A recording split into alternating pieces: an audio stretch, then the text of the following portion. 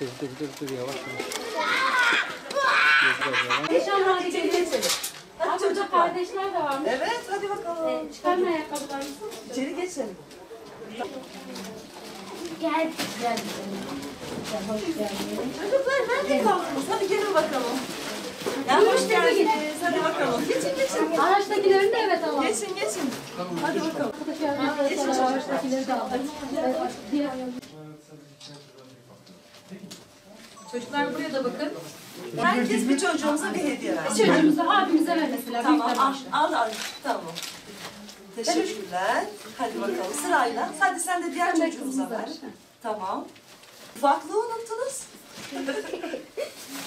Evet. Tamam. Güveyli harcayın, uçağa sayın.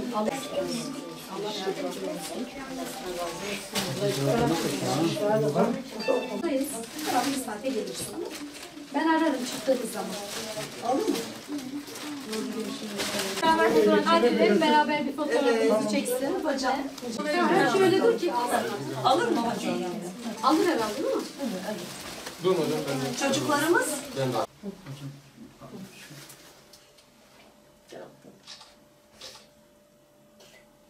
Çocuklarla böyle bir proje düşündük aslında. Yardım edelim ama nasıl yapalım derken bizim Aysel Hanım var, öğrenci veliyim.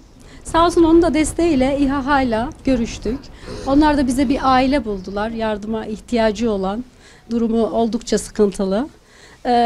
Velilerimiz de sağ olsunlar çok duyarlılar. Onlar da bize bu konuda destek oldular. Bugün buradayız. İnşallah onlar için faydalı olmuşuzdur. Bugün Dünya Çocuk Günü de. Dün de Kandil'di biliyorsunuz. İnşallah Rabbim herkesin hayrını kabul etmiştir. Sosyal farkındalık adına bu projenin devamı inşallah gelir. Diğer okullarımızın da aynı şekilde bu duyarlılığı göstermesini isteriz tabii ki. 8 öğrencimiz var. Kültür İlkokulu 3D sınıfı olarak katıldık bu projeye. Mutluyuz tabii ki.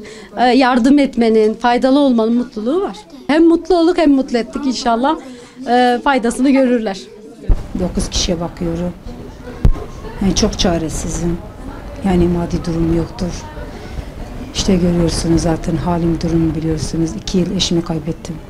Çocuklar günüydü. İlkokul sınıfına bize yardım ettiler. Allah razı olsun. İşte erzaklar, yani çok şeyler getirdiler. Allah sizden razı olsun. Durumum düşke, halim yani kesek çaresizim. Yani maddi duruma mütneye. Zar çaresizim. Dul parası bir de eğitim parası veriyorlar devlet. İşte onunla geçiniyoruz. Hani borcumuz vardır. Eşim hastaydı, nakil yaptı. Şu anda 50 milyar borcumuz vardır. Ödeyemiyorum. Geçim zordur. Geçinemiyoruz. İşte evimizde üstümüze yakın. Çalışanımız yoktur. Çalışanın da yoktur. İşte 9 kişiye bakıyoruz. Biz bugün bir aileye yardım ettik. Çok mutluyum. Kardeş ailemize yardımcı olduk. Çok sevindik. Mutluyum. Bütün çocuklara da yardım etmeleri için davet ediyoruz. Kardeş ailemize yardım ettiğimiz için çok mutluyum. Başka çocuklara da yardım edeceğiz inşallah. Ben bugün çok iyi kendimi hissediyorum. Bugün arkadaşlarım buraya ve hepimiz için geldi.